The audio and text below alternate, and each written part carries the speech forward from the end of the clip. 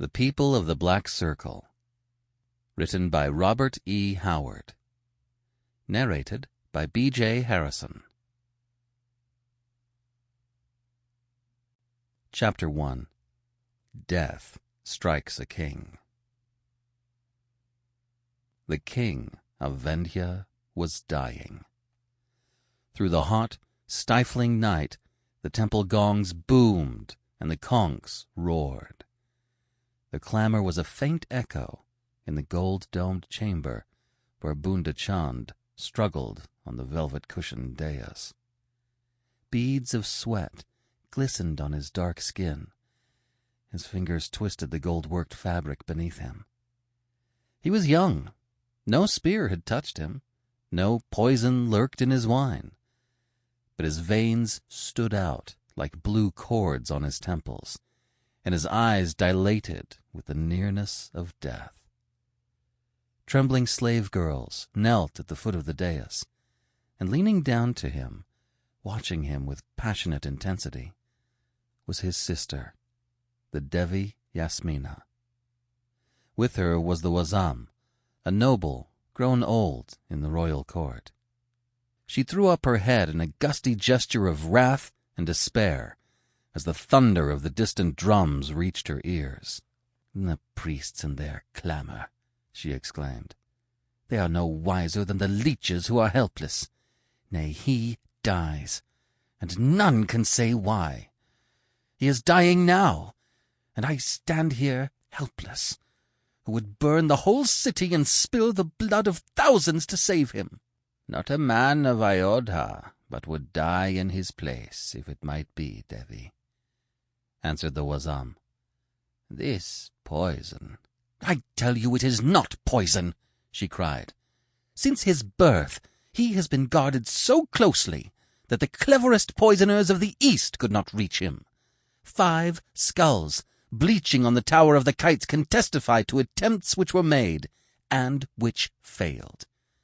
As you well know, there are 10 men and 10 women whose sole duty is to taste his food and wine, and 50 armed warriors guard his chamber as they guard it now. No, it is not poison. It is sorcery. Black, ghastly magic." She ceased as the king spoke. His livid lips did not move, and there was no recognition in his glassy eyes. But his voice rose in an eerie call, indistinct and far away, as if called to her from beyond vast, wind-blown gulfs. "Yasmina, Yasmina, my sister, where are you? I cannot find you. All is darkness and the roaring of great winds." "Brother," cried Yasmina, catching his limp hand in a convulsive grasp, "I am here. You do not know me?" Her voice died at the utter vacancy of his face. A low, confused moan waned from his mouth. The slave girls at the foot of the dais whimpered with fear, and Yasmina beat her breast in anguish. In another part of the city, a man stood in a latticed balcony overlooking a long street in which torches tossed luridly, smokily revealing upturned dark faces and the whites of gleaming eyes. A long-drawn wailing rose from the multitude.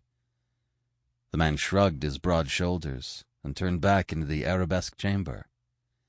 He was a tall man, compactly built and richly clad. "The king is not dead, but the dirge is sounded," he said to another man, who sat cross-legged on a mat in a corner. This man was clad in a brown camel-hair robe and sandals, and a green turban was on his head. His expression was tranquil, his gaze impersonal. "The people know he will never see another dawn," this man answered. The first speaker favored him with a long, searching stare. "What I cannot understand," he said, "is why I have had to wait so long for your masters to strike. If they have slain the king now, why could they not have slain him months ago?"